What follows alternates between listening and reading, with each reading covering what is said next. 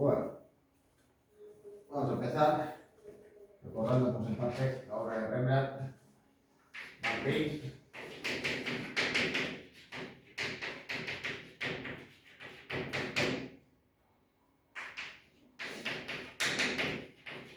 ¿Qué temática cultiva? Bueno, pues en primer lugar cabe señalar la temática histórica y alegórica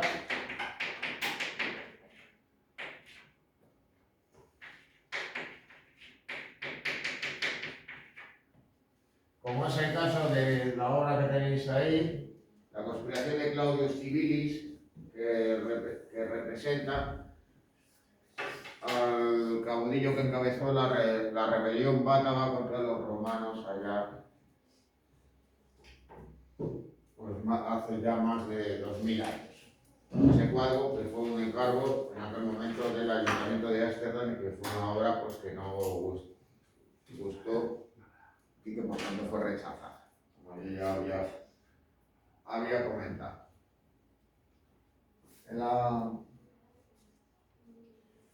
En cuanto a este tipo de obras, pues cabe señalar, por ejemplo, estas dos, en las cuales pues, observamos que hay un tratamiento muy semejante al de sus retratos, como es el caso del suicidio de Lucrecia, la cual pues, aparece ya habiéndose apuñalada a sí mismo tras haber sido violada por Tarquino el Soberbio, y esta representación de Aristóteles ante el busto de Homero, donde aparece pues quizá pues, más representado como un personaje de un siglo anterior más que al filósofo del siglo IV a.C.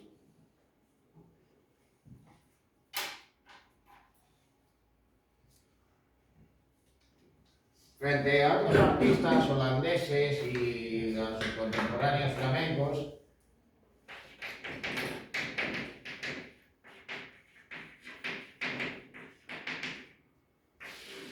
la pintura de género es escasamente cultivado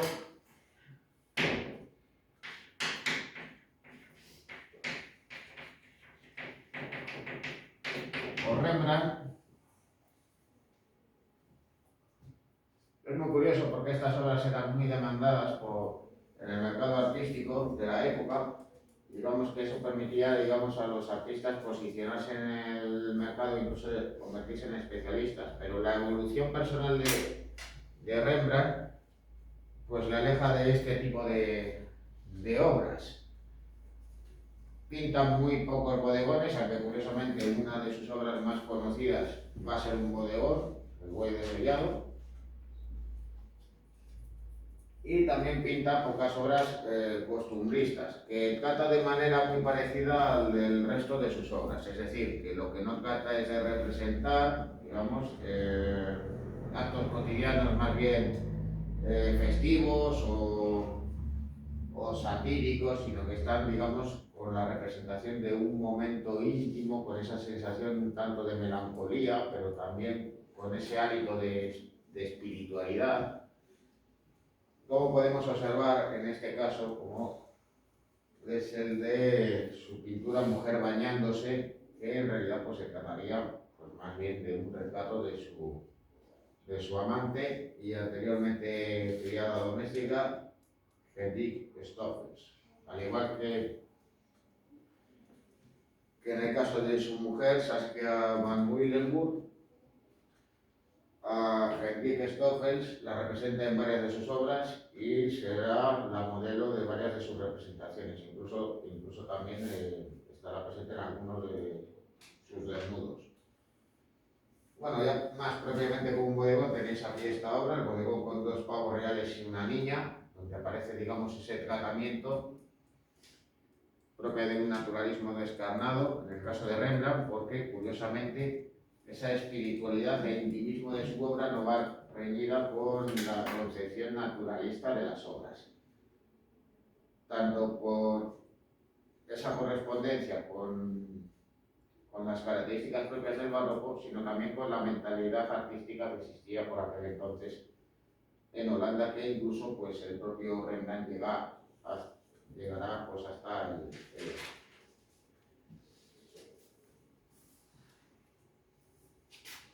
bueno, más conocidos son sus paisajes. Los paisajes de Rembrandt fueron pintados fundamentalmente en la segunda etapa de Ámsterdam. Anteriormente pues incorporaba el paisaje a algunas de sus obras, pero en sus representaciones de escenas religiosas o de retratos, pues el paisaje va a ir desapareciendo, pero curiosamente va a desarrollarlo de manera autónoma, ejerciendo una poderosa influencia.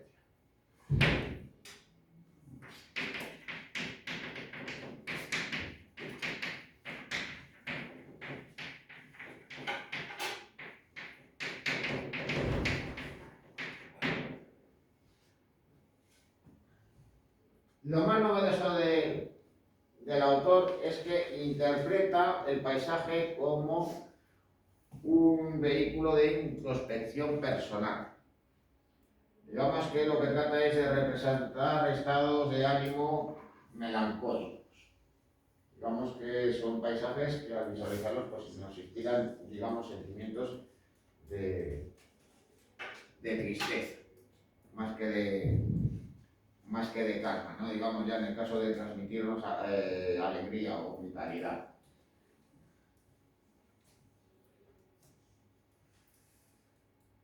Así que son tratados como un ejercicio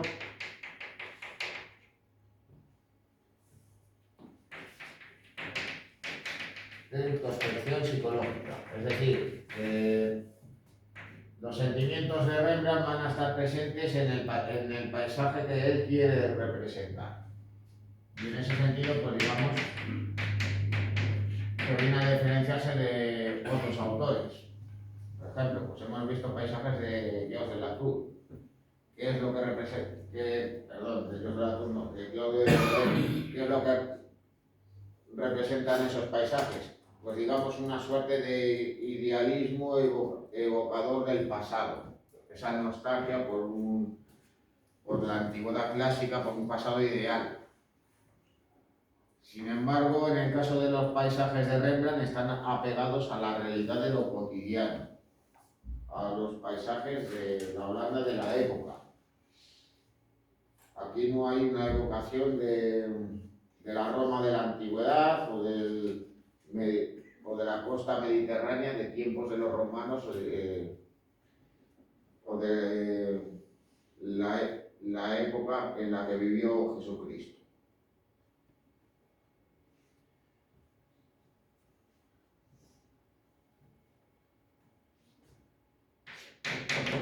¿Y cómo va a transmitir esos sentimientos melancólicos Rembrandt?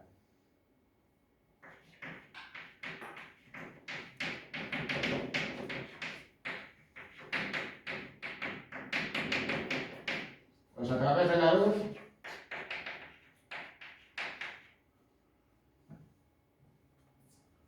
porque en los cuales van a predominar los tonos fríos,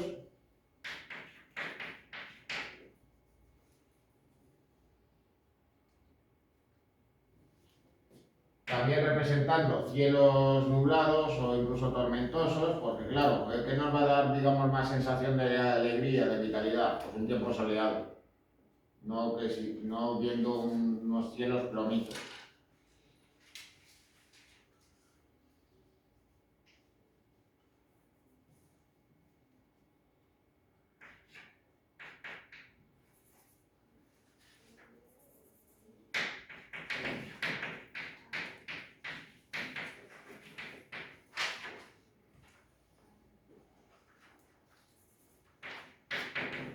Y luego además, pues ¿en qué momento del año va a representar los paisajes? Pues cuando digamos eso nos puede dar una mayor sensación de tristeza o de melancolía. En otoño o en invierno.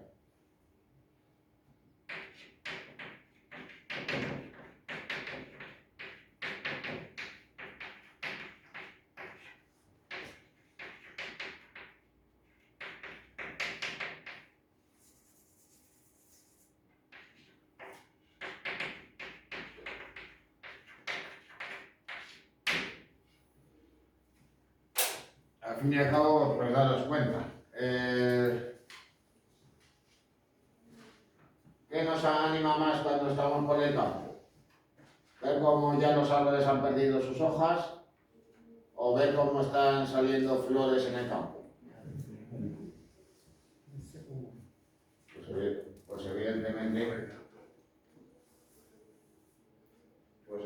Pues evidentemente la primavera, digamos que no nos va a generar sentimientos de tristeza.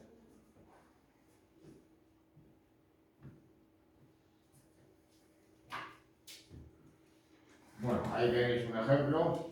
En el caso del molino, sin duda es el más conocido. Hay que bajar los gestores. Hay que bajar esto. Es que no sé.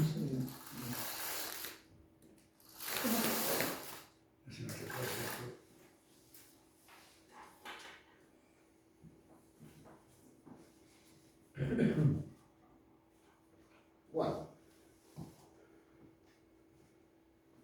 a diferencia de otros artistas holandeses, la producción de obra religiosa en Rembrandt es muy importante.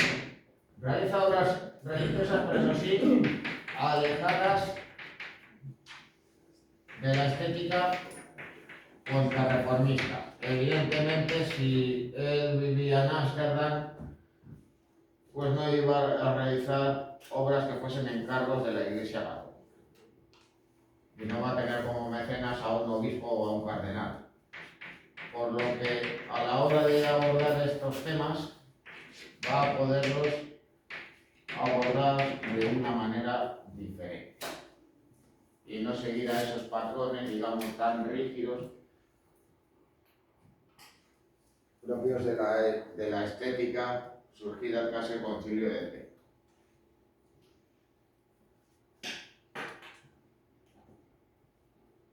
Pero eso sí, eso no quiere decir que no tuviera un conocimiento de los textos del Antiguo y del Nuevo Testamento. Más bien justo al contrario. Partiendo de esos conocimientos, los interpreta a su manera y lo que busca, pues muy especialmente, es la representación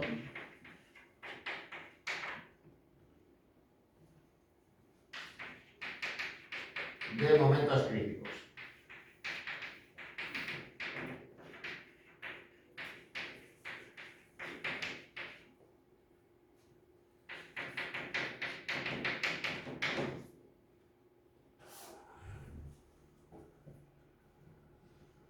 También pues con el tratamiento, digamos, propio de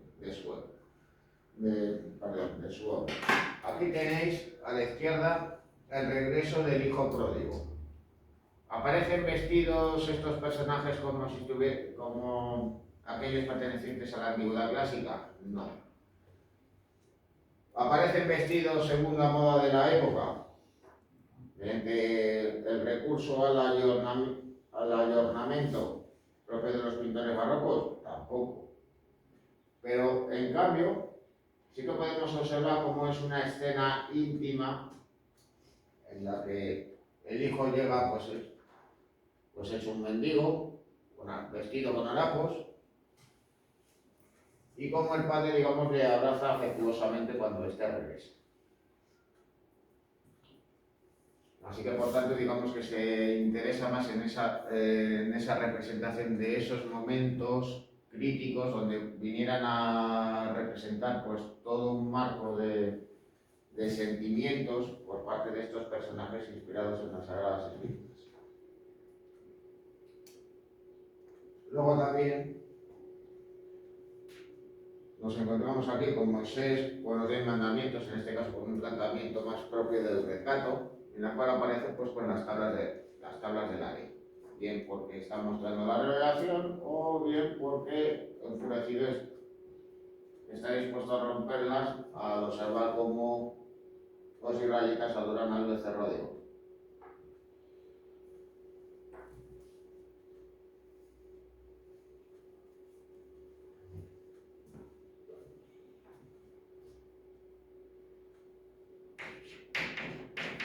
Así también, en esta representación de estos momentos estaría visible la plasmación de una visión misticista. Es decir, que lo que trata es de representar escenas que para el espectador, digamos, tendrían un hálito sobrenatural, como que estamos observando un milagro religioso o una escena sobrenatural. Y claro, pues esa luz dorada con tonos plateados que está visible en la obra de Rembrandt, pues va a ser reconocible en estas obras religiosas, ahondando, digamos, más en la espiritualidad de las escenas. Daros cuenta, pues por aquí nos encontramos con una iluminación irreal, con el niño Jesús que ilumina la escena, muchos tonos ahí entre dorados y blanquecinos, sobre todo esos tonos plateados, en la adoración de los pastores. Claro, esto no dejaba de ser un recurso que ya habían utilizado otros pintores, como por ejemplo el Greco, que en una escena sobre la Natividad o sobre la Epifanía, el niño Jesús, digamos, fuera el foco de luz que iluminaba la escena. Pero aún así, digamos que esto le confiere también ese hálito de intimidad propio y de recogimiento propio de las obras de Rembrandt. Luego también esto es visible también en la relación de San Pedro, donde también vamos a observar otra característica. Vamos a pasar.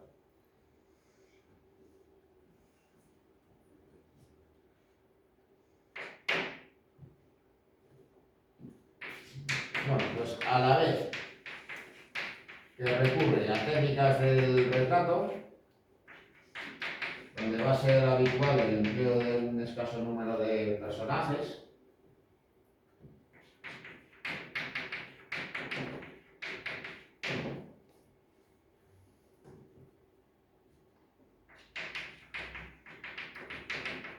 va a recurrir a la hora de representar las escenas religiosas, curiosamente, a dos cosas.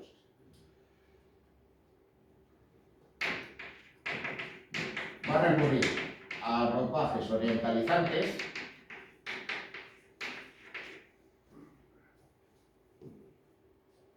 es decir, que se va a tratar de inspirar en cómo vestían por aquel momento en el Imperio Turco, en Oriente Próximo, en Egipto.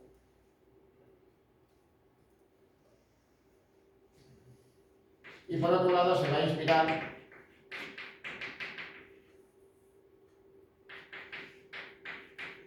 en la comunidad judía. Por aquel entonces, y muy especialmente en Ámsterdam, vivía en una importante comunidad que evidentemente se diferenciaba del resto de la población, por costumbres, pero también por vestimentas. Así que claro, pues, ¿con qué nos vamos a encontrar? Pues en muchas ocasiones con personajes que presentan, digamos, rasgos semíticos. Unos rasgos físicos pues diferentes a los del resto de la población holandesa. Naturalmente, pues no todos los judíos tenían, digamos, esos rasgos que nosotros, pues en muchas ocasiones identificamos como propios de la etnia judía. Es decir, pues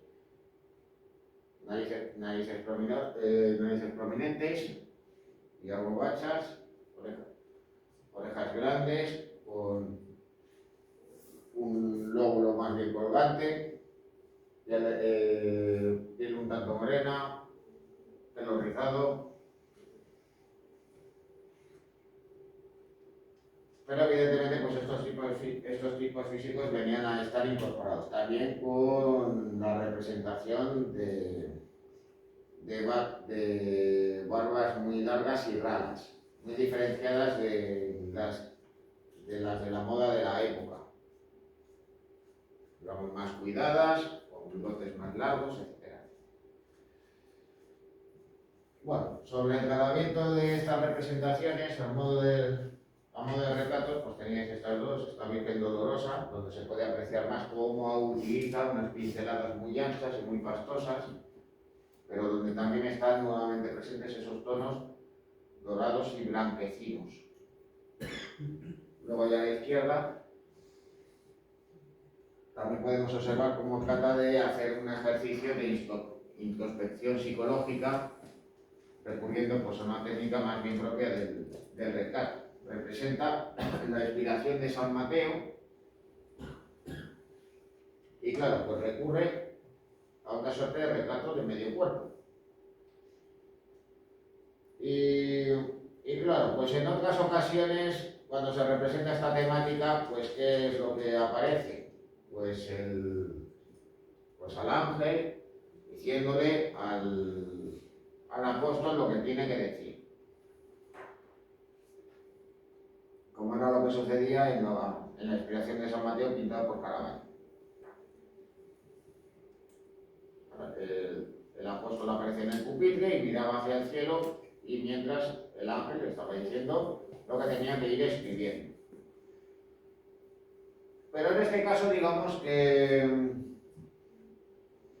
Rembrandt es más sutil. El ángel le va susurrando al oído y este aparece pensativo mientras está escribiendo, como si, digamos, estuviera recibiendo la inspiración. Y por tanto, en cierto modo, interpretándolo digamos que a su manera, no siendo, digamos, una suerte de títere. Y no es una representación que sea pues como la del lienzo de Caravaggio, que desapareció, en la que literalmente el ángel le coge la mano a San Mateo para que escriba.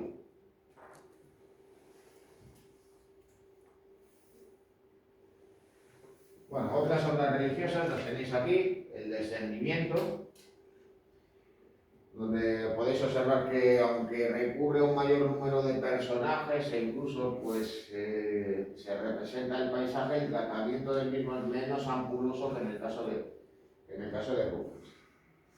Aquí, claro, como la estética no responde a los modelos contrarreformistas, pues en este caso, ¿con qué nos encontramos? Pues curiosamente con un número mayor de personajes. Si fuera una obra de un pintor católico, de un país católico, ¿con quién nos encontraríamos? Pues necesariamente con Cristo ya muerto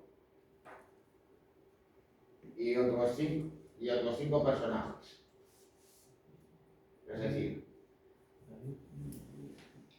Nicodemo, José de Arimatea, María Magdalena, San Juan Evangelista, la Virgen María. Luego además pues podríamos encontrarnos pues, con uno o con dos ayones, ayudando al descendimiento. Pero eso digamos que ya sería algo más excepcional. Sin embargo, aquí, aparte de que no reconoceríamos todas las figuras, ¿con qué nos encontramos? Bueno, pues esto que veis aquí sombreado es la Virgen. Y aquí está María Magdalena. Y luego, pues acompañando la figura, pues nos vamos a encontrar con 1, 2, 3, 4, 5, 6, 7, 8 personajes. ¿Cuál sería San Juan Evangelista? Posiblemente este, que es el más joven. Pero claro, aparece por un lado, pues en una actitud dolorosa y por otro lado ayudando. Esto no sería así en un descendimiento pintado por un pintor en base a los modelos de la Contrarreforma Católica. San Juan Evangelista no toca el cuerpo de Cristo. Aparece ajeno. Así que, claro, podría tratarse de este personaje o también de este otro. Bueno, luego aquí a la derecha tenéis la cena de Maús, que esta, pues digamos, sí que se pudiera asemejar más a cómo podía representarse esta escena por parte de los pintores católicos, con Cristo revelándose ante los dos discípulos, mientras que acompaña la escena umbría.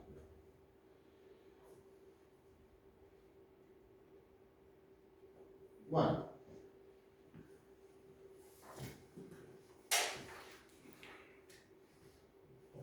aunque Rembrandt sabe cultivar con éxito y con maestría todo tipo de géneros, teniendo preferencia más hacia unos y sobre otros, pues lo que es más conocido es por la realización de retratos.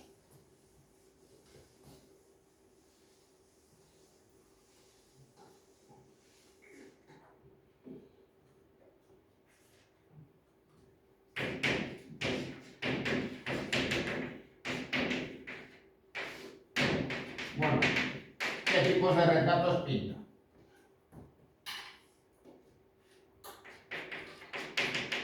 Pinta retratos corporativos.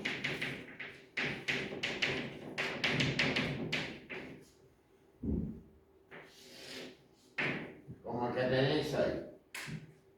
Ya de su etapa de plenitud, el síndico de los pañeros.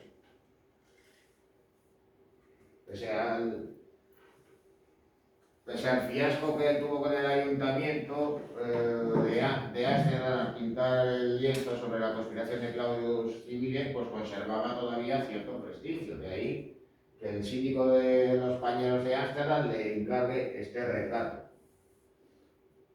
Digamos, pues que esta obra es más convencional que la ronda de noche que pintó años antes. Y que, bueno, pues es considerada su obra maestra, pues curiosamente es una gran excepción dentro de lo que son los retratos corporativos.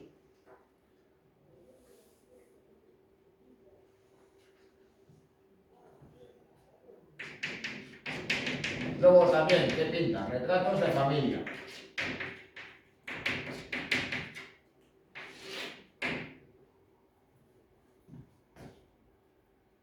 Retratos individuales.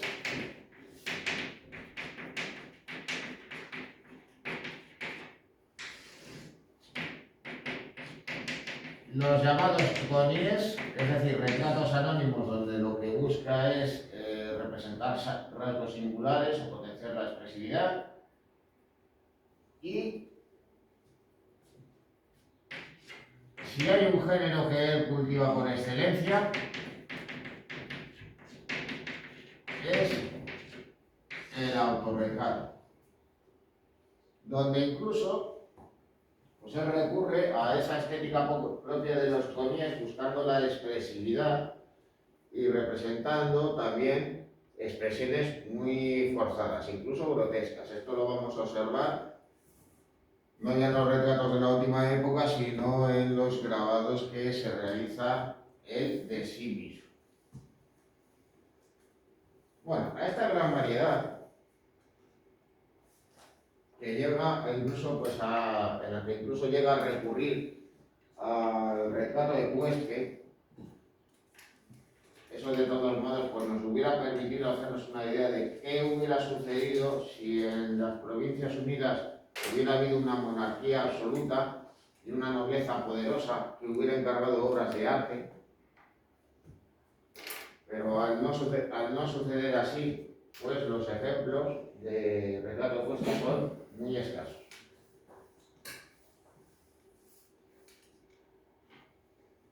Un ejemplo sería el jinete polaco, que vendría a estar, digamos, más bien representado como si fuera una obra de género, pinta una obra, digamos, de un jinete más bien anónimo,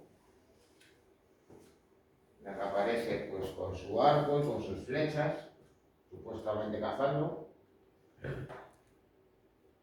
Y a la derecha tenéis el retrato de Frédéric Riel a caballo, con el caballo en posición rampante, mientras él aparece en una actitud un tanto serena, por lo cual pues, da una sensación de poderío acentuado más por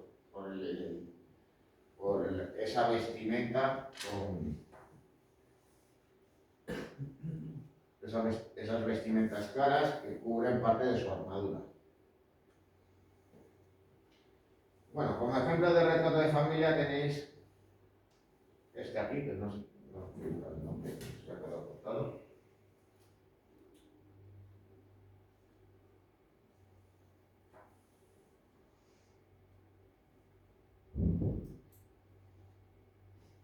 Pues no, lo borré en su momento y no lo volví a incluir.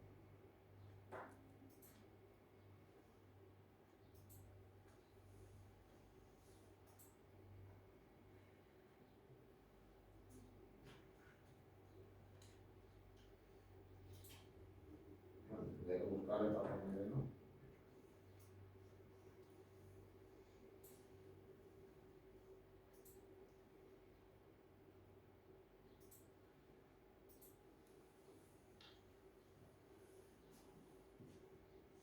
Bueno, retrato de familia que de todos modos pues podéis observar pues ese tratamiento, digamos, un tanto habitual dentro de los pintores holandeses, pero en este caso digamos que esa sensación digamos de intimidad y de naturalidad está acentuada en el caso de Rembrandt, aunque obvia la representación de un interior doméstico, prescinde de la representación del paisaje para centrar nuestra atención en este grupo familiar en el que los niños aparecen jugando y cómo la madre aparece, digamos, mirando al bebé de manera tierna mientras que este le palpa el pecho, evidentemente pues, con intención de amamantarse. Mientras que acá aparece una actitud, digamos, más serena, digamos, y más distante, es el cabeza de familia.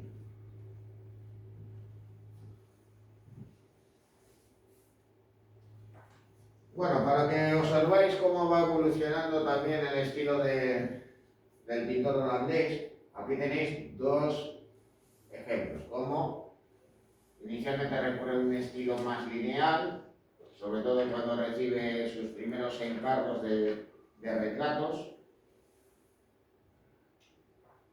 y cómo emplea una pincelada más suelta y más pastosa, donde van a incorporarse, digamos, esos impastes que permiten pues, la representación de brillos y posibilitan también representar las calidades de los broches, de las joyas, etc. Bueno, por un lado, el retrato de H.S. Jacobs van Cleef. Bueno, pues aquí representa, pues digamos, a una mujer de mediana edad, casi una anciana para la época, una vestimenta un tanto sencilla, excepto, pues evidentemente, pues, con la bolilla, que ya digamos da a entender, digamos, su posición social, el hecho de pertenecer a la burguesía adinerada de Ámsterdam.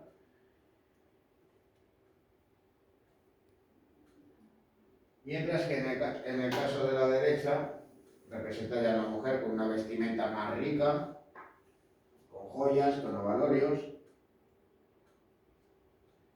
en una composición que nos puede recordar, no sé si caéis a la Dama del Armiño de Leonardo da Vinci. Es más que posible que conociera esa obra y que por tanto se inspira en ella a la hora de realizar esta composición.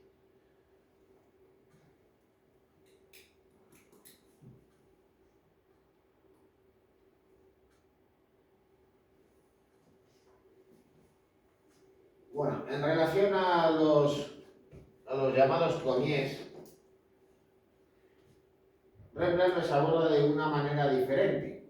Es decir, no va a buscar simplemente representar a personajes muy expresivos y grotescos, tratando de representar a personajes alegres que están bebiendo o a gente que está haciendo muecas, sino que también digamos que busca tratar de plasmar sentimientos tanto de los personajes como de generarlos en el espectador. De ahí que en ocasiones también represente simplemente a niños, como es el caso de esta niña reclinada sobre el arcén.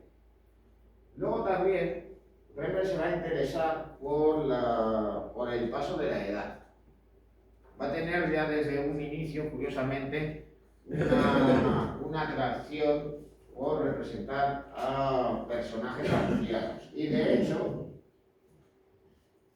y teniendo en cuenta que él representa a personas de su círculo íntimo, a miembros de su familia, pues va a ser habitual que represente a su anciana madre. Bueno, este no sería el caso, pero lo permitiría ejemplificar esta anciana leyenda,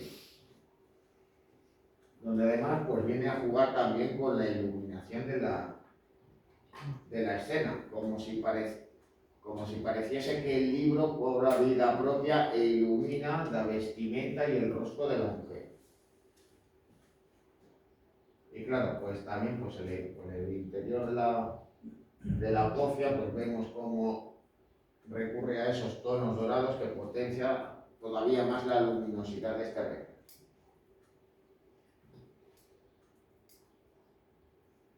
En cambio, pues aquí ya a la izquierda tenéis a la madre de Rembrandt. Neye Willens van Suido.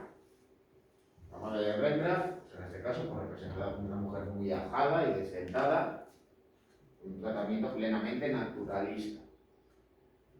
Luego ya a la derecha, uno de sus retratos más conocidos, su hijo, Titus van Rijn, vestido curiosamente como un monje franciscano.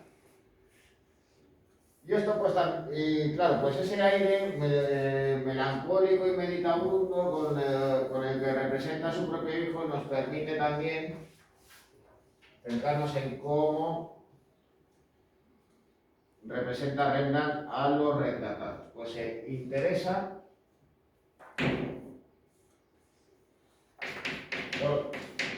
por varias cosas.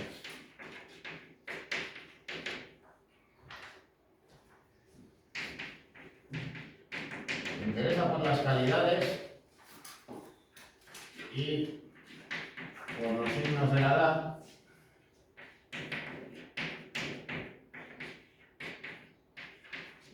por lo que va a haber un tratamiento naturalista.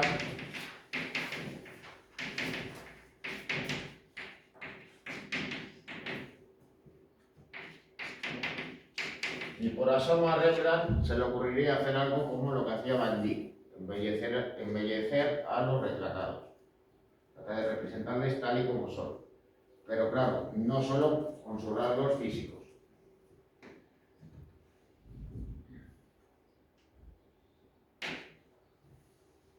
Sino también hacer un ejercicio de introspección psicológica.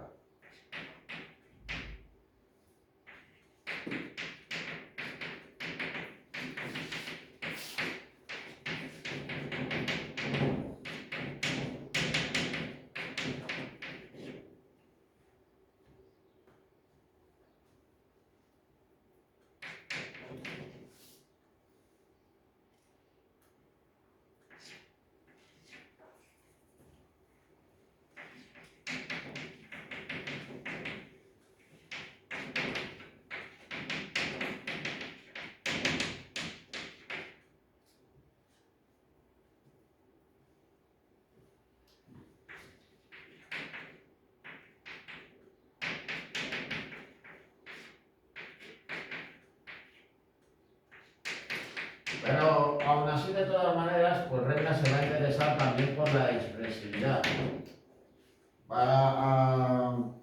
Para ello también, pues claro, no siempre va a representar a sus retratados con un aire melancólico, triste, pensativo, metidos en su mundo, sino que en ocasiones va a recurrir a esas técnicas de los conies y va a buscar figuras expresivas.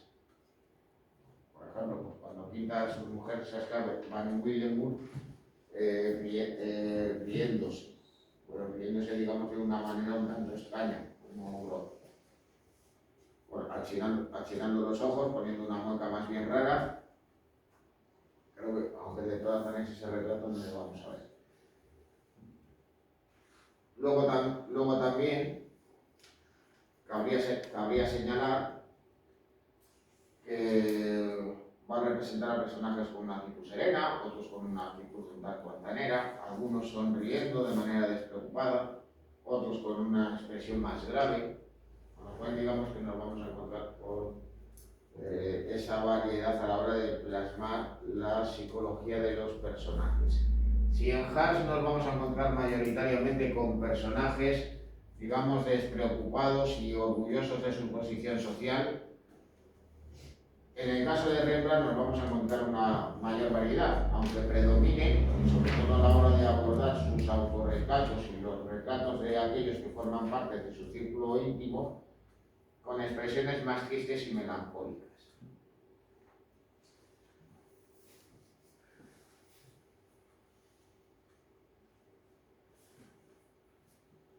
Bueno, aquí tenéis pues uno de los retratos más conocidos que pintó a su mujer, Saskia van Willenburg, en este caso pues retratada como Flora.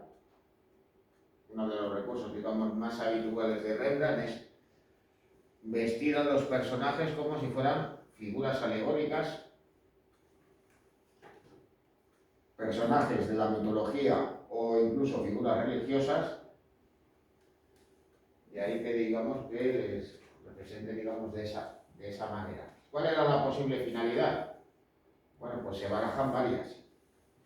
Por un lado, vestir a estas personas, incluido también a sí misma, de diferentes maneras para dar salida a su producción. Y luego por otro lado, jugar con estos elementos para luego también, digamos, desarrollar las posibilidades dentro de su arte. Bueno, luego allá a la derecha tenéis el retrato de Henrike Stoffels, digamos un retrato más un tanto inusual, es un retrato de medio cuerpo, pero claro, aparece con las manos cruzadas, con un gesto, digamos, un tanto curioso, que vendría a ser pues entre cansado y nervioso, como propio de una persona que está posando y que digamos que ya lo que quiere es poco más o menos que largarse.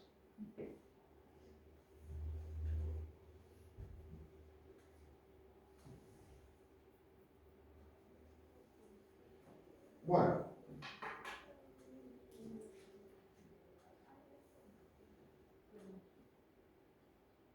dentro de los autorretratos de Rembrandt, pues en primer lugar veis estos, que serían los correspondientes a los que realizó mediante la técnica del agua fuerte, entre los cuales hay varios en los que se representa a sí mismo como vendrían a ser en los conies, es decir, representaciones de rostros y caras con muecas, con gestos muy expresivos. Claro, con el paso del tiempo, digamos que va abandonando estas representaciones, donde trata de mostrar sus posibilidades como artista en el grabado, y luego estos pues se van asemejando más a cómo él pinta sus retratos al óleo, como este autorretrato con su mujer Saskia, y luego estos dos que tenéis aquí en la parte inferior.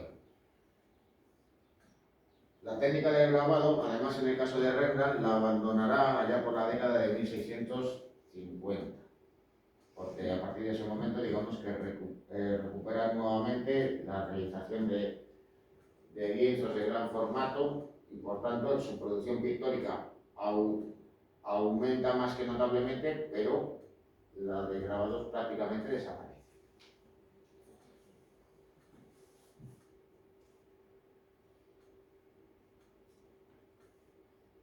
Bueno, pues ya de todos modos vamos a ver un poco ya con más atención las obras más destacadas de Rembrandt nuevamente.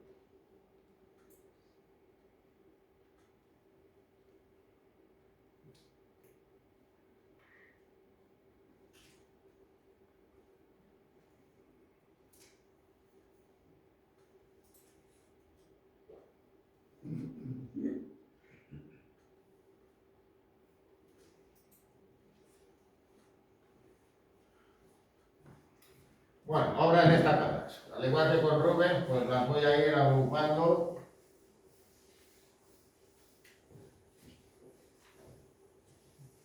en tres grandes grupos.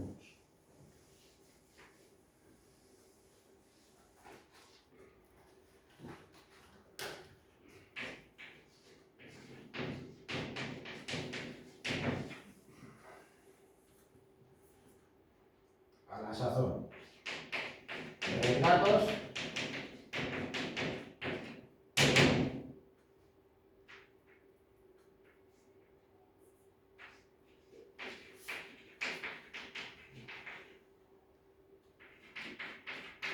obras religiosas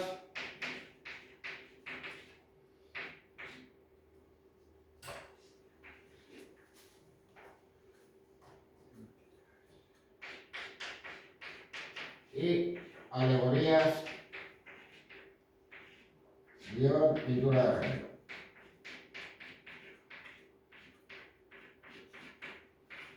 Pintura de género donde habría que incluir pues, los bodegones y los paisajes.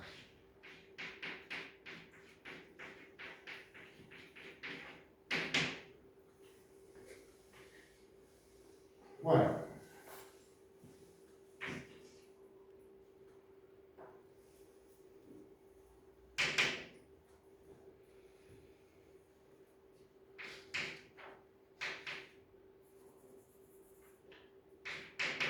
en primer lugar, teniendo esas dos obras con las que empezamos en su momento, el hijo pródigo en la taberna,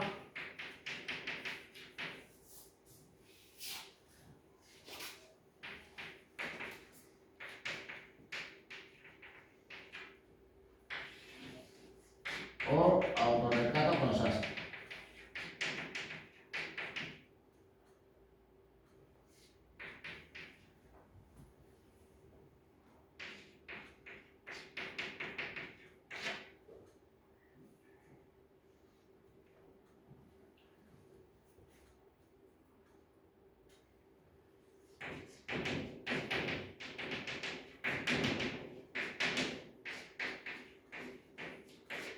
Y luego, pues el último de esos autorretratos que tenéis ahí a la derecha, que pinta en 1669.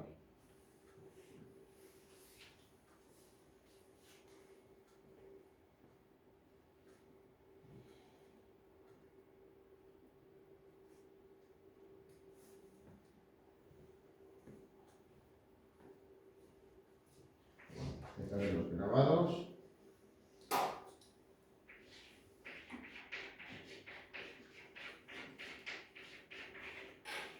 Habría que citar dos.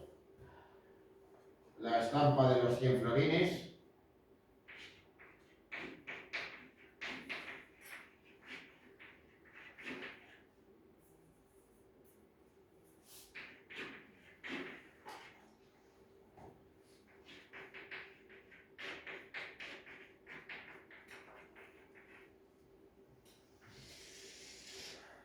Por un lado, es decir, el grabado que tenéis aquí abajo a la izquierda.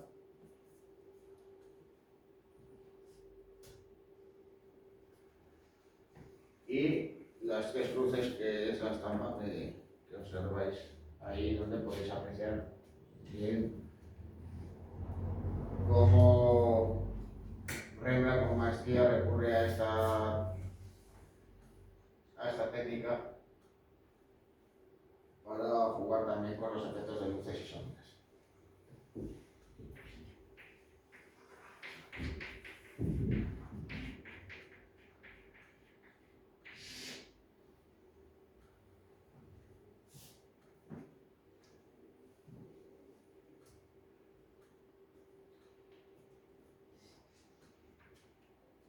Bueno, otras obras que estábamos viendo. Jacob bendiciendo a sus hijos.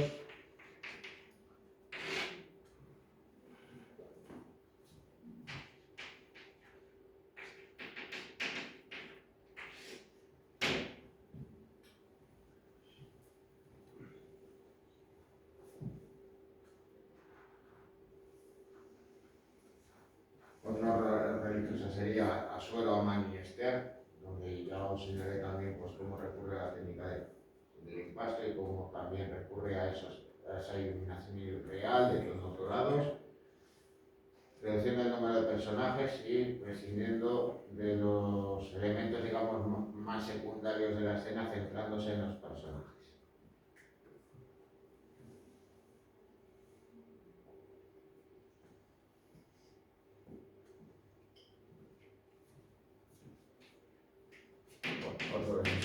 retratos. Retrato con Juan Pablo.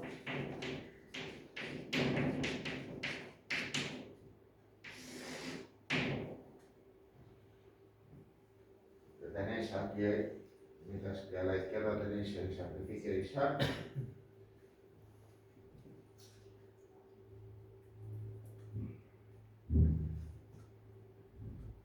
Estos dos autorretratos él pinta, pues prácticamente, vamos, en una fecha digamos muy semejante, donde ya está presente el paso de la edad, y digamos pues ese hábito un tanto triste y melancólico de Rembrandt, en una época digamos curiosamente de decadencia profesional, pero de plenitud artística.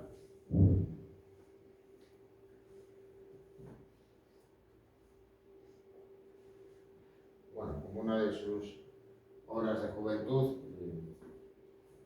con un tratamiento diferente a la hora de representar la escena. Lo encontramos aquí por la versión que realiza en 1629.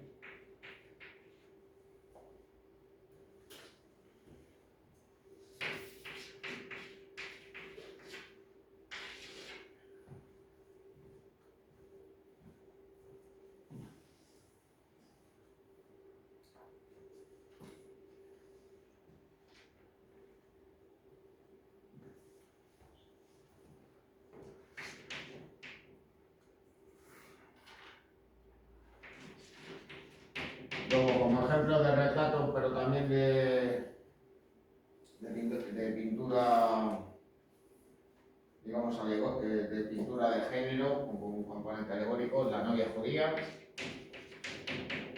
donde ese ejercicio de introspección psicológica la cultiva también en otros géneros. Como está pues, la expresión, digamos, un tanto resignada de la mujer frente al hombre, que le toca el pecho.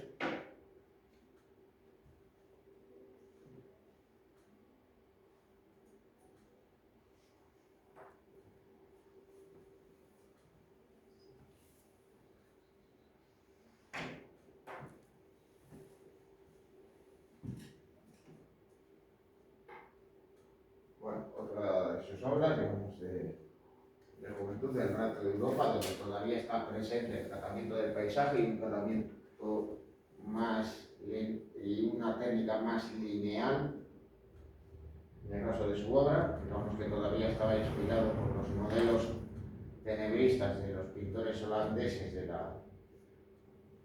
la época, aunque con un tratamiento diferente, como es el caso de la representación de un ambiente un tanto tenebroso y el recurso a una iluminación más bien irreal.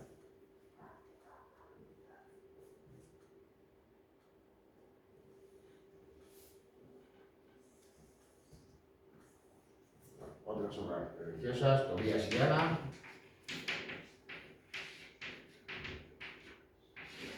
Donde ya por aquel entonces pues, se interesa también por el recurso a ropajes, por la representación de ropajes orientalizantes y la representación de las fisionomías propias de la comunidad judía de la época. Luego ya ese interés por la representación de los efectos lumínicos la observamos también en ese autorretrato que tenéis ahí, de 1628 o 1629.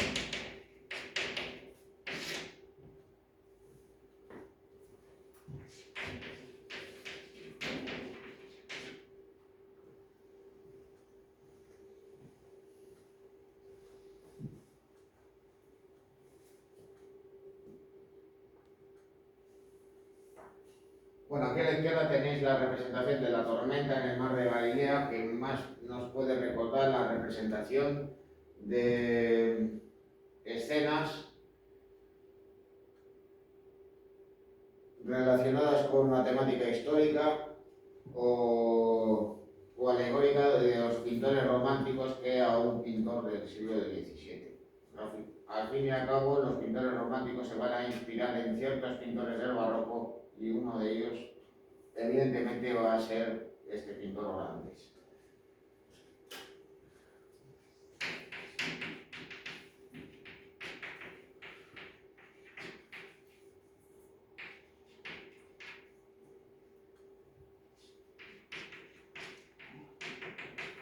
Luego a la derecha tenéis, pues, como ejemplo de pintura mitológica, a Diana bañándose con las niñas, que tenéis aquí.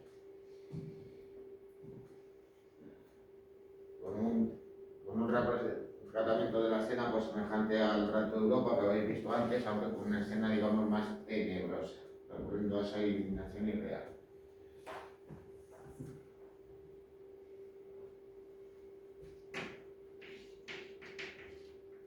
Bueno, otra obra religiosa, Sala Esperando Tobías, que podría considerarse también como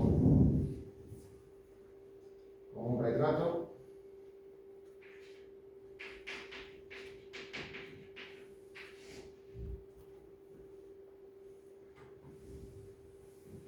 El retrato de su amante Henrik. Mientras que a la izquierda, pues ya nos encontraríamos con un retrato, digamos, más convencional, el de Andrzej Rejk, este noble de origen polaco que es pintado por Rejk.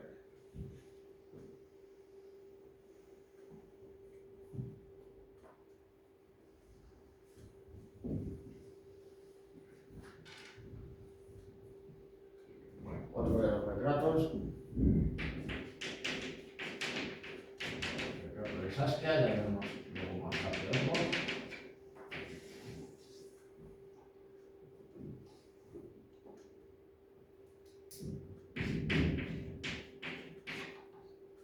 Hacia 1640, el descanso en la orilla de Egipto.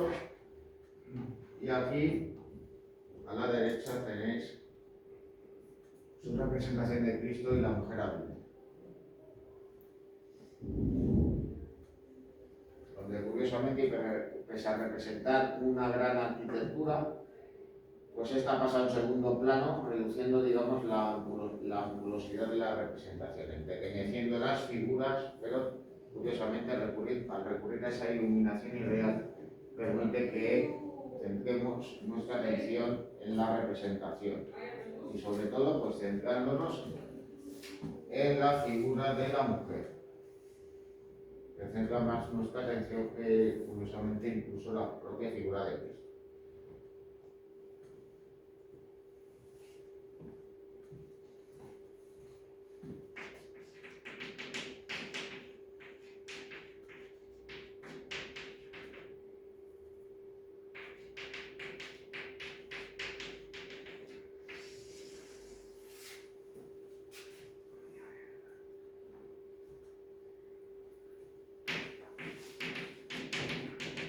Bueno, ya como otros ejemplos de retratos, el autorretrato como Zeusis,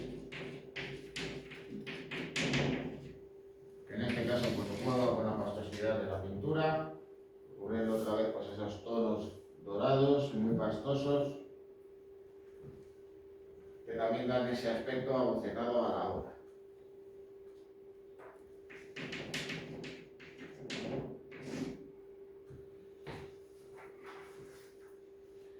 Bueno, aquí tenéis lo que se conserva de la otra lección de anatomía, la del doctor Deiman.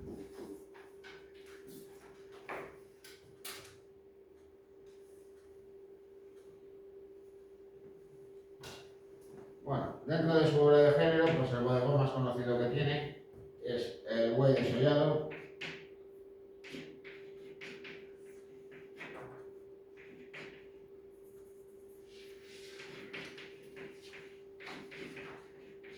En este caso, pues evidentemente opta por representar ese cuerpo del animal de manera descarnada. No nos encontramos ante un bodegón, digamos, ostentoso en lo que se busca representar diferentes calidades, representando carnes, frutas, verduras, recipientes, flores, manteles, etcétera, etcétera, sino simplemente un buey desollado colgado en un matadero o en una carnicería. Obra pues que en su momento pues, indignó a considerarse pues como algo de mal gusto.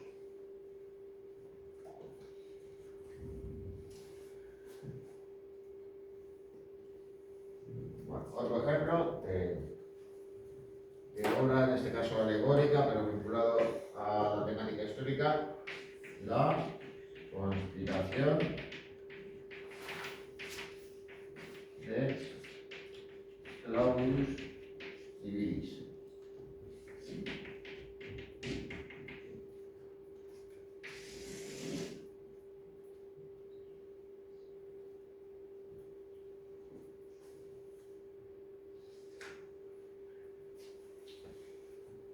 También, pues dentro del tratamiento de estas obras, como si fueran retratos, tenéis ahí, a la derecha, a Aristóteles,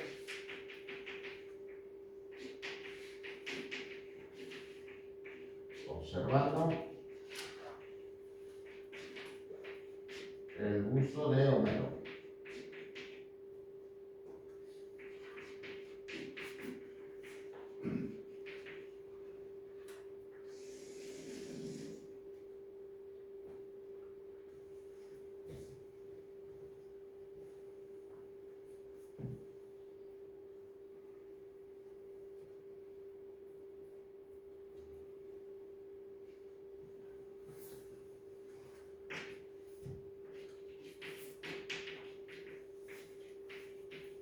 Mujer bañándose.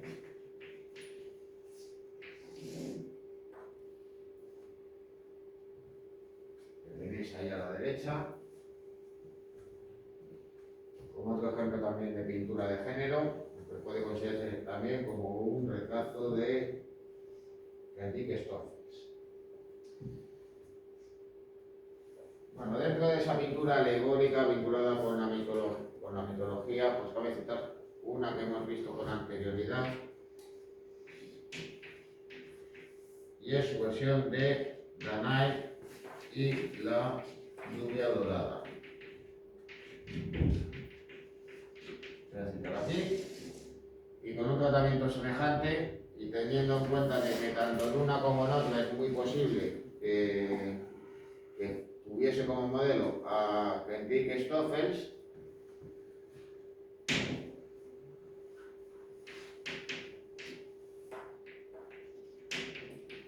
pues también tengo que citar el baño de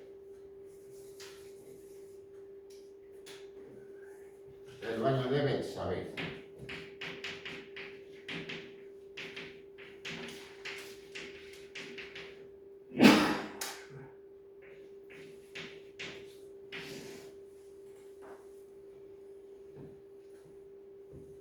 Dentro de los paisajes, bueno, tenéis estos tres: el paisaje con el buen samaritano,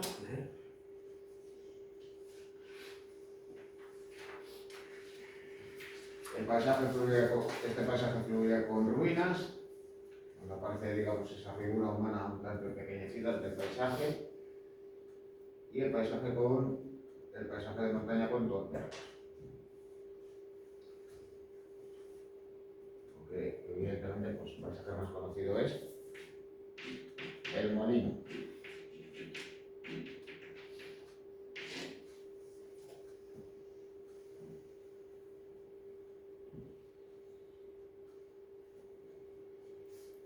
Bueno, más obras religiosas, como ya había mencionado antes, aquí tenéis el regreso del hijo pródigo a la izquierda y Moisés y los 10 mandamientos a la derecha. La adoración de los pastores, por un lado, y la negación de San Pedro, aquí por otro.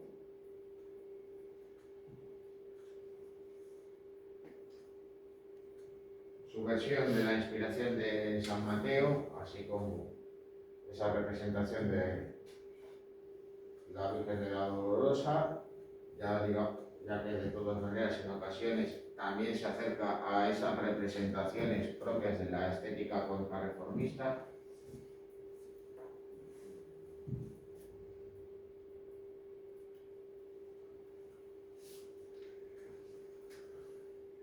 una obra pues de su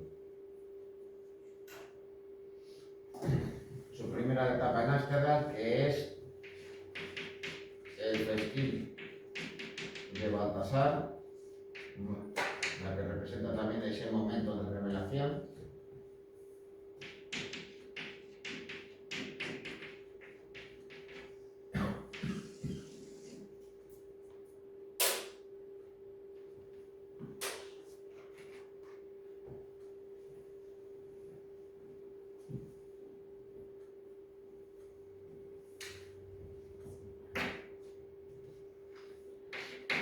Por último, el descendimiento que tenéis ahí a la derecha, que ya perdón, a la izquierda, que había estado ya comentando antes.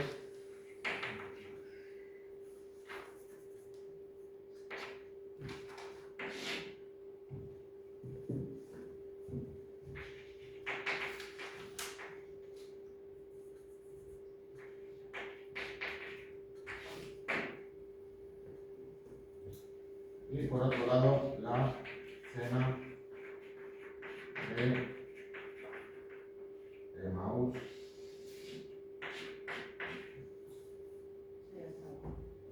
La versión de 1648.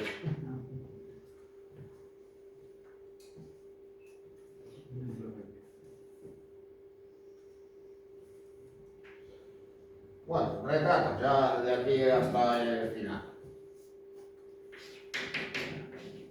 El síndico de los pañuelos.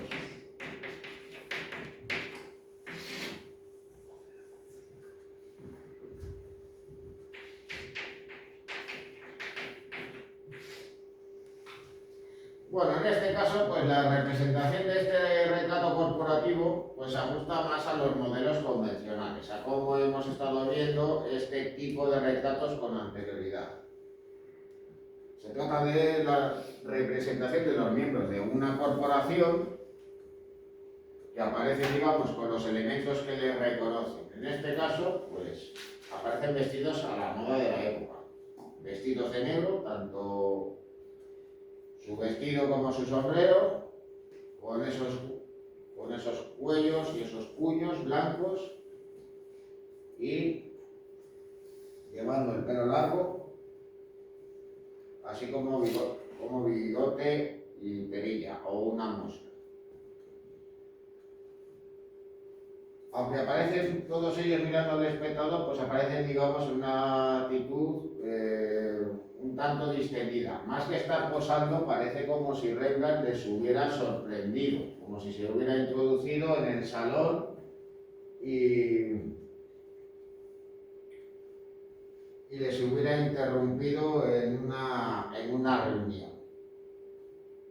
Y de hecho, pues claro, pues 4 de los personajes miran al frente, mientras que 2 miran hacia otros personajes. Es decir, este mira hacia el personaje que se encuentra en el centro y este pues parece mirarle, digamos, de soslayo. Bueno, claro, todos ellos aparecen sentados, pero uno aparece de pie, que no se sabe muy bien si es que se está sentando o si se ha incorporado. Bueno, hay que tener en cuenta de que, claro, en función del dinero que se pagase, la posición que pudieran tener en el lienzo y la manera de representarles, digamos que pudiera significarse más o menos con respecto al resto de personajes. Bueno, ¿cuál sería la personalidad más relevante dentro del síndico de los pañeros? Tal vez pudiera ser el que se pone en pie o el que está en el centro. Podemos pensar que cualquiera de esos dos. Pero lo que sí que seguro es que el menos importante de todos ellos es el que está detrás y además tiene la cabeza descubierta. Aunque le pongan en el centro, tenemos que pensar, digamos, que el menos relevante de los 6 personajes que están ahí es ese. Y claro, pues digo, hasta cierto punto, pues en igualdad de condiciones, pues estarían estos 4. Porque claro, este ya aparece Este ya parece una esquí. Y además, pues la vestimenta es algo diferente a la del resto.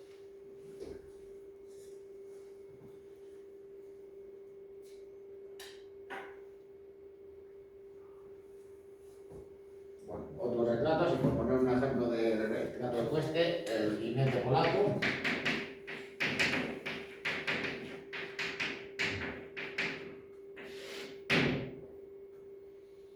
Bueno, los retratos de Rembrandt los empieza a realizar en su primera etapa en Ámsterdam, cuando él, digamos, va ganando mayor relevancia. En las décadas de 1630 a 1640 su producción aumenta,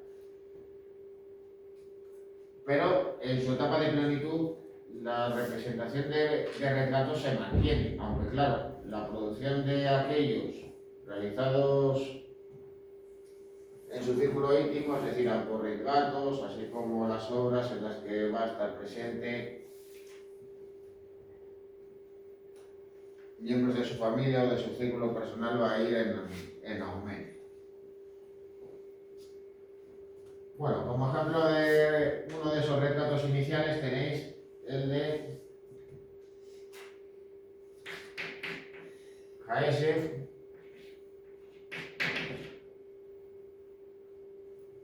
Jacobsen van Vleuten.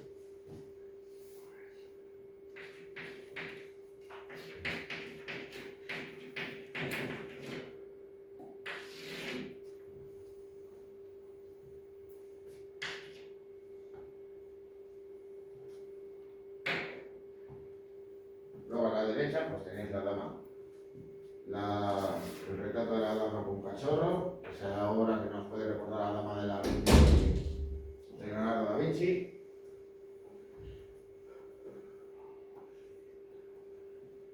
Esta niña reclinada sobre una alféizar durante la segunda etapa de Ámsterdam. Rembrandt pues pinta muchos retratos de niños, como es el que tenéis aquí, que en cierto modo pues vendría a responder a las demandas del mercado, pero también digamos que guardaría esa relación con ese género de los poníes.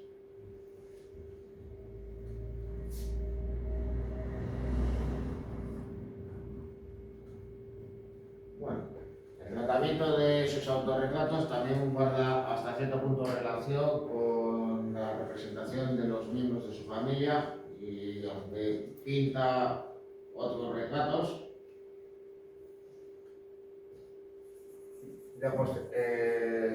ya posteriores de la misma, pues de entre todos ellos pues cabe destacar el que tenéis a la izquierda de su mano.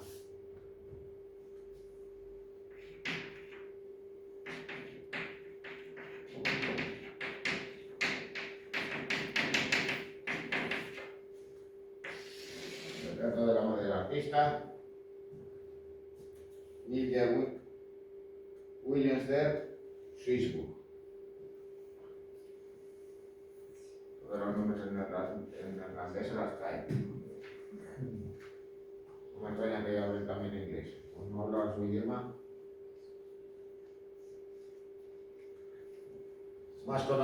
Bueno, ya posterior, y también pues otro de los retratos realizados en su círculo íntimo,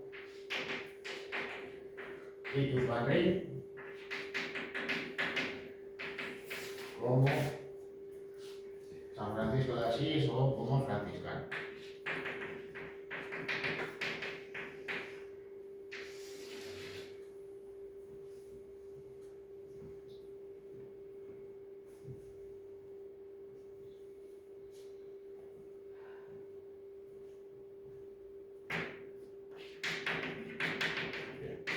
El retrato de Saskia como Flora.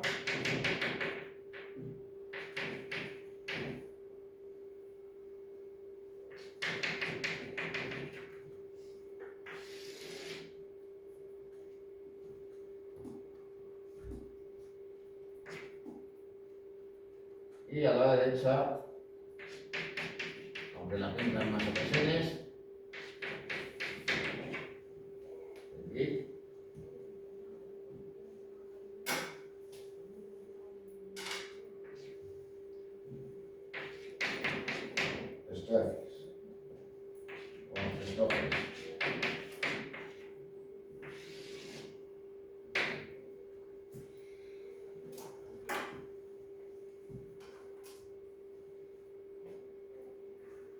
más autorretratos suyos, como ya hemos visto antes. No sé cuántos hay en la presentación, el propio autor, pero bueno, ya veis que son bastantes y no son todos. Los que habéis visto aquí, precisamente la técnica del agua fuerte, el autorretrato riendo, el autorretrato con los ojos muy abiertos, el autorretrato con Saskia, el autorretrato apoyado en una ceja y el autorretrato dibujando junto a una ventana. Este ya pues realizado ya más adelante, ya rozando, digamos, la cuarentena, una así. ¿Cómo es posible los grabados estos llegar a ese contraste sobre todo de tonos, ¿no? Por ejemplo, a mí me parece... Pues es gracias a la técnica del agua fuerte, que permite que haya una gama de grises. A diferencia de lo que sucede en las silografías, es decir, con el empleo de planchas de madera, lo que se hace es literalmente trazar líneas, con lo cual pues, los grabados son en blanco y en negro. Sin embargo, con la técnica del agua fuerte, que permite, digamos, pues, hacer con cavidades de diferente espesor en una plancha de cobre, pues eso permite que en las estampaciones no solo haya blancos y negros, sino que también haya grises.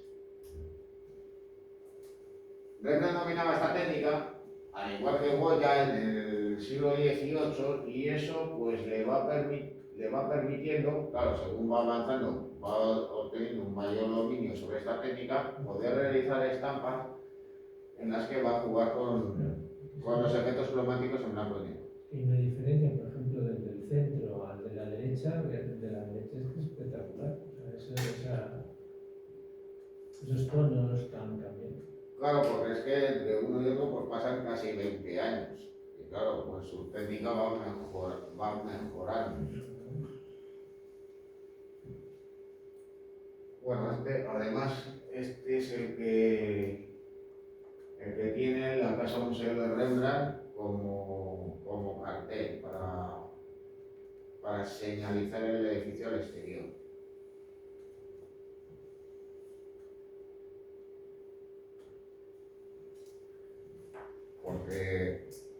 Porque claro, él y Van Gogh son los artistas holandeses más universales.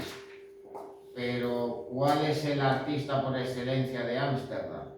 Pues sin lugar a la duda, Rembrandt. No nació allí, pero la mayor parte de su vida artística se desarrolló en dicha ciudad.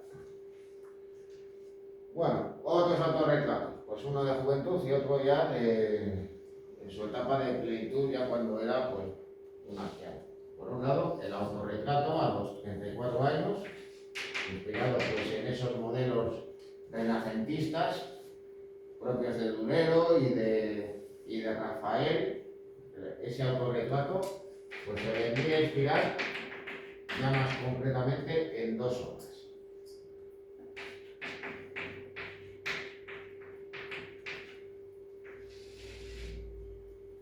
Por un lado,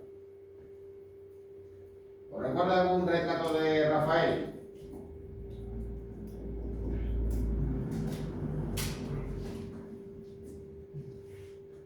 No.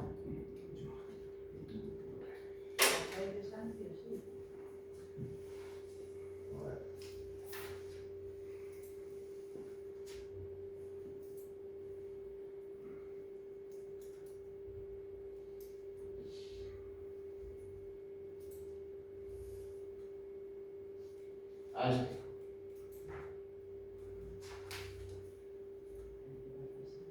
El retrato de Baltasar de Castiglione. Ya le había copiado antes, lo habíamos visto como en unas anotaciones en su cuaderno, en un dibujo, pues hace un esbozo del mismo. Pues toma, digamos, esa composición.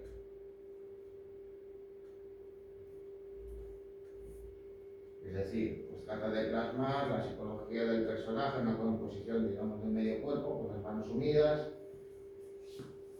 mirando en medio lado del espectador. Pero Pero bueno, en este caso digamos que busca una ligera variación pues, al apoyarse en una alfe. Esto ya es algo que hacía Tiziano, que en varias de sus obras pues lo va a utilizar Rembrandt. Pero claro, a la hora de representarse, digamos, él así como un burgués orgulloso y satisfecho de sí mismo, marcando, digamos, su posición dentro de la sociedad, ¿en quién se podía inspirar? Pues en otro autorretrato. Y en el autorretrato, pues, ¿de quién?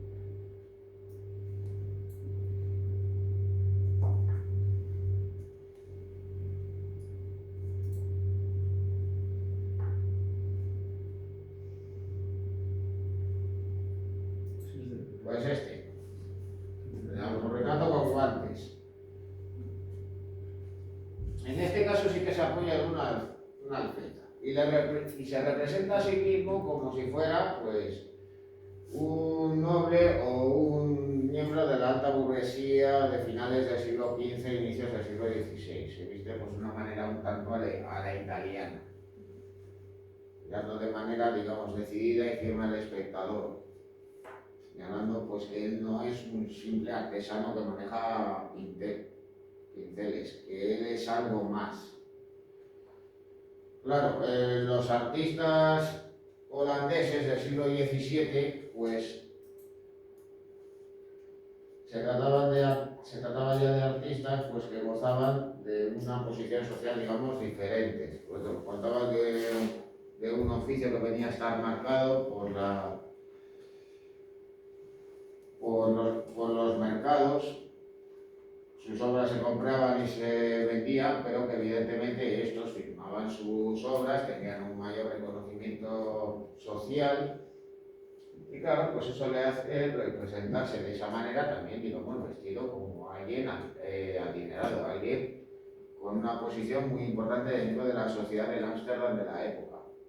Hay que señalar que, claro, Rembrandt llegó a ganar mucho dinero con su trabajo, pero claro, también dejó de ganar con el paso del tiempo. De ahí que, claro, en sus últimos retratos también se representa de manera más modesta, incluso pues en su propio estudio, con la ropa que él, digamos, venía a utilizar en su propia casa, evitando, pues, digamos, representarse de manera un tanto ostentosa. Como viene a suceder, pues, en este otro autorretrato, pintado con dos círculos, en una composición no tan distinta del autorretrato que hemos visto de 1669. En este caso, pues podemos pensar que lo que hace es representarse cuando está realizando un cuadro de gran forma.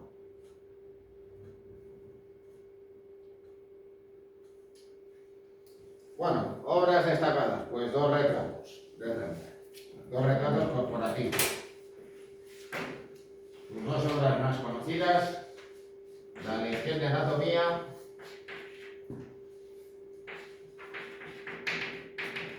del doctor Tull y la ronda de noche.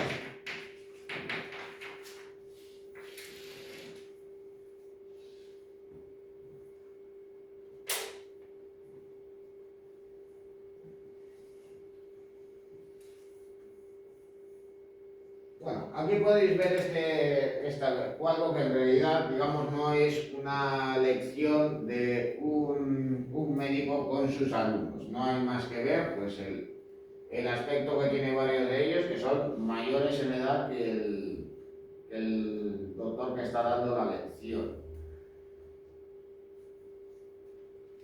Pero en este caso sí que podemos hablar de un retrato corporativo, porque en este caso, ¿a quién se representa? Pues a un médico con otros médicos. ¿Y por qué, digamos, se le representa de esa manera así? Pues no tenemos que considerar que simplemente Rembrandt lo que trata es de representar al doctor, digamos, en una lección, en una escuela, interpretando, digamos, una escena simplemente casual. Porque por aquel entonces, estas lecciones de anatomía en las que se recurría a las vivisecciones de cadáveres eran algo excepcional y se convertían poco más o menos que en un acontecimiento público. Bueno, ¿qué era lo que pasaba por aquel entonces con los cadáveres? ¿Se les practicaba la autopsia? No. Simplemente pues a los cadáveres se les daba sepultura. Bien es cierto pues que a la hora de tratar estos cuerpos en los países protestantes pues no sucedía, digamos, las situaciones que había en los países católicos. Pero aún así, lo que no se hacía era desenterrar cuerpos y buscar medios para hacerse con ellos para hacer digamos, estas vivisecciones. Mientras que en el caso de los musulmanes y de los judíos, pues no tenían inconveniente alguno en poder llevar a cabo este tipo de prácticas, la consideración cristiana de que los cuerpos iban a resucitar, pues impedía llevar a cabo esta práctica. Y claro, ¿con quién se podía llevar a cabo una vivisección? ¿De qué cadáveres? ¿De quién estaríamos hablando? De otro médico. No. De los asesinos. Pues de alguien que había sido ejecutado, condenado a muerte, pues que ya se consideraba que al fin y al cabo pues iba a ir al infierno, que había recibido ya ese castigo en vida, pues entonces pues, con el cuerpo de un ahorcado pues se podía llevar a cabo ese tipo de prácticas, que era lo que venía a suceder en el caso del cadáver que habéis observado, porque claro, se conoce no solo a las personas que están presentes en el cuadro, sino también el cuerpo del fallecido, de quién era. Bueno, como estas representaciones, digamos, eran públicas, pues en cierto modo nos puede parecer que en vez de estar sucediendo esta lección de anatomía en un depósito de cadáveres o en un aula de una facultad, nos parece más bien como que estamos ante un teatro, como si lo que tuviéramos al fondo en realidad fuese un telón de fondo. Así que claro, parece más bien como si nos encontrásemos con un grupo de personajes que asisten a una suerte de acto teatral ante los cuales están los espectadores. Podéis observar, porque de todos modos podéis intuir aquí el fondo. Y claro, los personajes como aparecen, una composición triangular, dispuestos con actitudes muy diversas, en el que digamos la personalidad más distinguida, el que tiene digamos un gesto más severo, es el propio doctor Tull. ¿Cómo aparecen el resto de cirujanos que asisten a la lección? Pues claro, pues unos miran al cadáver, otros al profesor.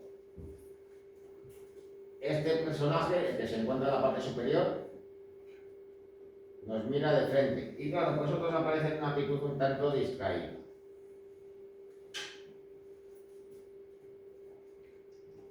Así que claro, pues en esta obra, pues, ¿qué busca Rembrandt? Pues aunque represente el fondo, recurre a técnicas propias del tenebrismo, tratando de representar esa escena de manera naturalista, centrándose en la expresividad de los personajes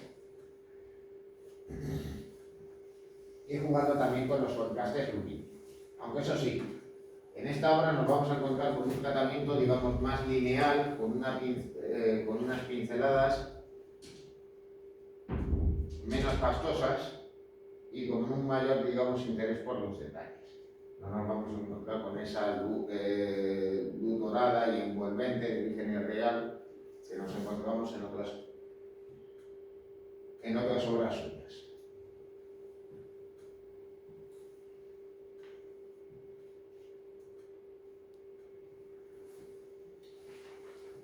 Bueno, y otro retrato corporativo, aunque no lo parezca, la que es considerada su obra maestra, La Ronda de Nos. La Ronda de Noche la pinta en su segunda etapa de Ámsterdam, cuando goza ya de un pleno reconocimiento en su etapa de mayor éxito profesional. Por eso le encargan una obra tan ambiciosa como esta. Bueno, ¿por qué se le llama la Ronda de Noche? Bueno, pues porque como la pintura con el paso del tiempo se fue ennegreciendo, y también hay que tener en cuenta pues cómo pintaba Rembrandt sus obras, pues a los espectadores del siglo XIX la obra les parecía más bien una pintura nocturna. De ahí, perdón, una escena nocturna. De ahí que recibiera el nombre de la Ronda de Noche. Bueno, la restauración de la obra, pues evidentemente pues nos ha permitido pues apreciar mejor el cuadro de Rembrandt, poder conocerle tal y como él le ideó en el siglo XVII, pero evidentemente el nombre del cuadro en esa concepción popular pues ha seguido manteniéndose. Bueno, ¿y cómo se llama la obra en realidad? Pues la obra es la compañía del capitán Franz van Kock y del teniente Willem van Ruyterburg preparándose para marchar.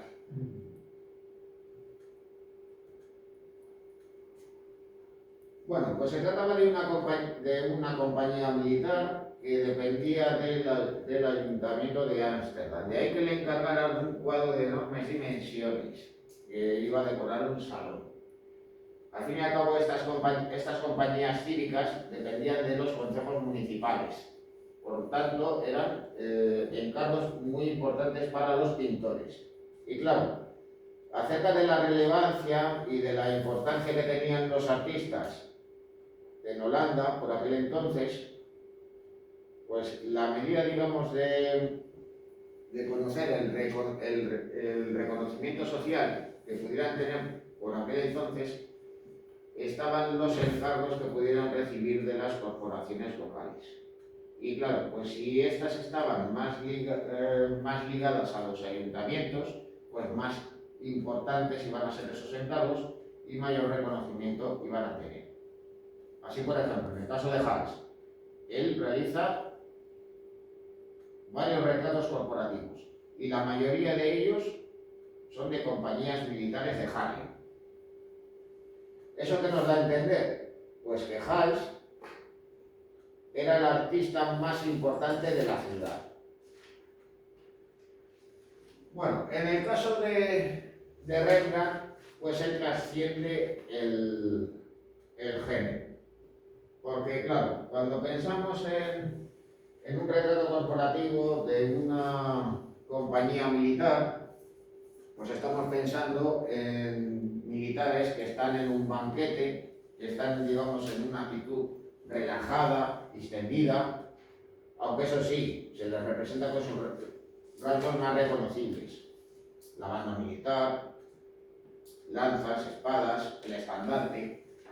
Todo ello está presente en la Ronda de Noche, pero en este caso la situación es diferente. Aparecen 17 militares, incluidos el capitán y el teniente de la compañía, pero con la excepción de los dos oficiales, el resto de hombres, ¿cómo aparece? Pues realizando actos propios de unos militares que se están preparando para marchar. Si en vez de estar, digamos, realizando una ronda por la ciudad, estuvieran preparándose para un combate militar, las actitudes previas no serían tan distintas.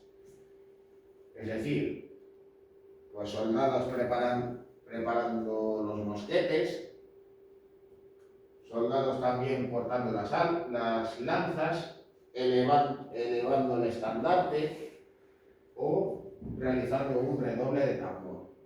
La sensación que nos da esta obra, aparte de que Rembrandt recurre a una composición desordenada, es de bullicio. porque nos da la sensación de que en realidad está habiendo un tumulto muy ruidoso.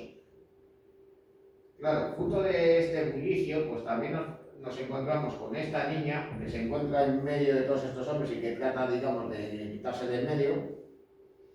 También aparece un perro entre medias, lo cual acentúa también esa sensación de desorden, y un niño, pues en ese segundo término, que también, digamos, trata de escapar, que está corriendo. Claro, ¿cuáles son los únicos que tienen, digamos, una actitud más serena? Que hasta cierto punto nos da hasta una sensación de despreocupación de lo que pasa. Pues el propio capitán, que está charlando con su segundo oficial. Aunque se trate de una escena diurna, el tratamiento de la luz no es naturalista, como podéis observar.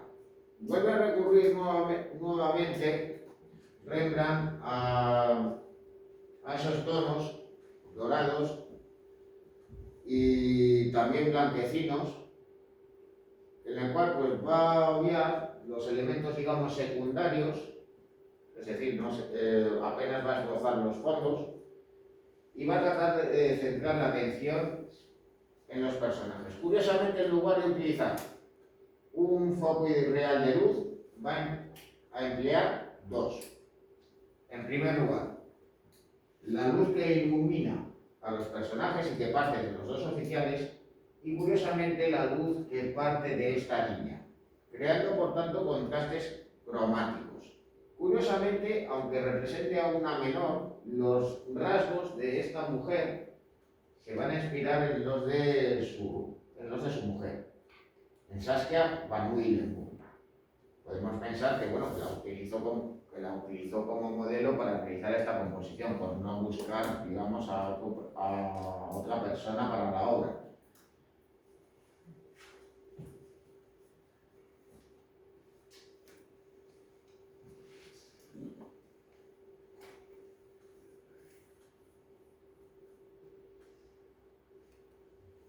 Bueno, aquí también de todos modos lo podéis ver aquí en detalle. En el caso de la representación de la niña, claro, se afirma esto porque, bueno, los rasgos son más o menos semejantes, incluso algo bajados para representar, digamos, a una niña que pudiera tener 8 años.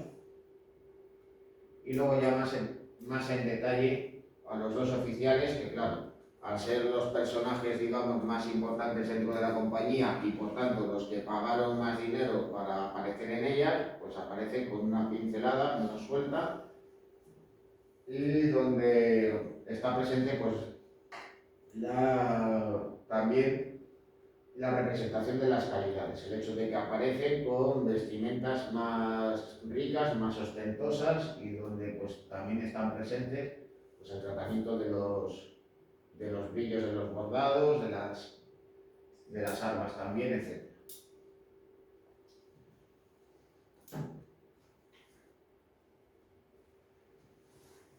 Así que ya bueno, y luego ya para contraponerlo, pues para que veáis que de todos modos pues la obra maestra de Rembrandt, su obra digamos más conocida, junto con la lección de anatomía, pues es una obra muy diferente a cómo eran los retratos corporativos y muy especialmente los de los militares de por aquel entonces en Holanda.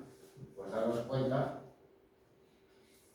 por ejemplo, cómo les había pintado Hals.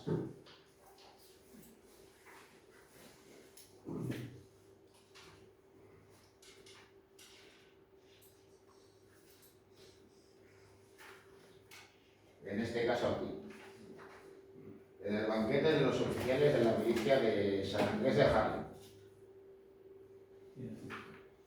Bien, bueno, y con esto lo vamos a dejar.